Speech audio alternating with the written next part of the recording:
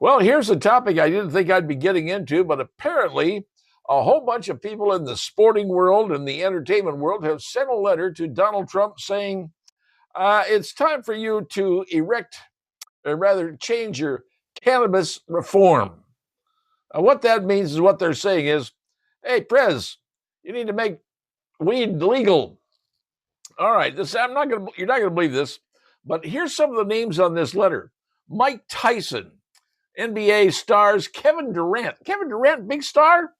NBA star Allen Iverson. Roy Jones, Dallas Cowboys star Des Bryant, NFL star Antonio Brown, NFL players, and a whole bunch of other folks, including the likes of Steven Jackson, Chris Webber, J.R. Smith, John Sally, Champ Bailey, Marvin Washington, Tony Richardson, all signed this letter to the president saying, hey, you need to take marijuana off of Schedule 1 and put it onto Schedule 3 at the very least. Schedule 1 is for things like heroin, that kind of bad stuff, really bad stuff. You know, there used to be an old movie years and years ago, I think it was in the 30s or 40s, called Reefer Madness. I remember that movie. I remember seeing it where you smoke dope, you go crazy or something to that effect.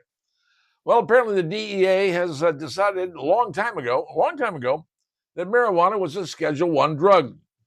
Well, now 47 states, I mean, believe it or not, 47 states around America are saying, nah, it's not really that bad. As a matter of fact, the business alone of marijuana in the United States, I didn't know this, $35 billion a year spent on cannabis. And it turns out, and here's something else I didn't know, people over the age of 65, since 2021, the use of marijuana by people over the age of 65 has jumped 46%. Now, why are people over the age of 65 doing weed? Well, I guess that's what they kind of did back in the 60s. You know, I mean, I understand that. But what they did back in the 60s is ditch weed compared to what they have today. The amount of tetrahydrocannabinol, THC as it's called, in today's marijuana they sell apparently is a whole bunch more powerful than it was back in the 1960s when you were smoking whatever you can find. But apparently elderly people are doing it. They're going out there and hitting on a blunt. Now, there's an old joke. It says if you get 5 people together and they're drinking, a fight's going to break out. Put 5 people together smoking marijuana, they're going to start a band. Don't know about that, but a certain amount of logic to it when you think about it.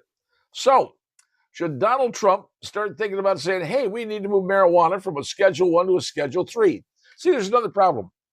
You realize that the marijuana companies, people like that, can't use any tax breaks. You file for taxes and say, well, I'm a marijuana dealer.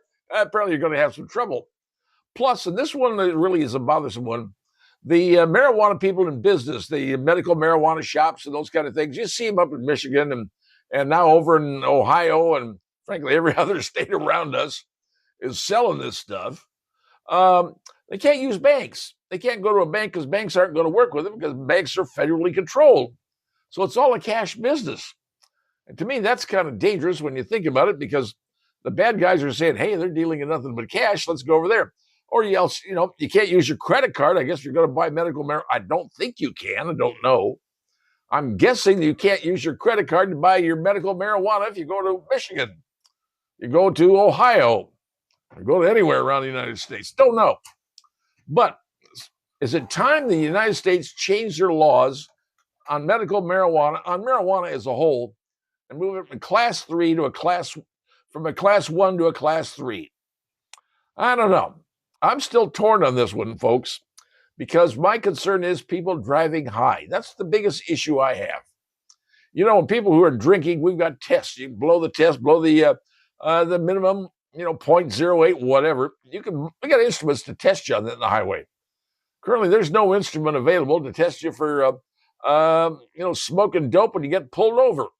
I mean, yeah, they can look in your eyes or you're slurring or whatever. Who knows? I don't know. Fortunately, I have never been in that case. Don't want to be either.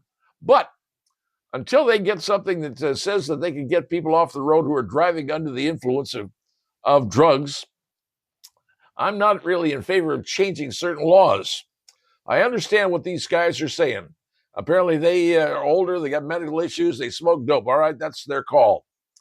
But you have to be cautious about certain things. President now is going to take a look at this and decide whether marijuana should be changed from a class 1 to a schedule 3, making it, well, sort of still illegal, but not really all that big a deal.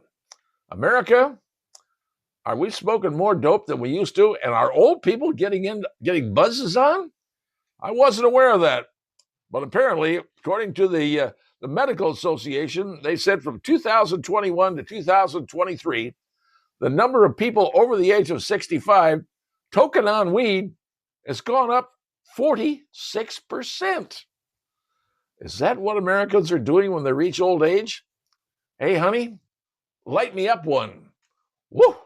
News to me, folks. Totally news to me.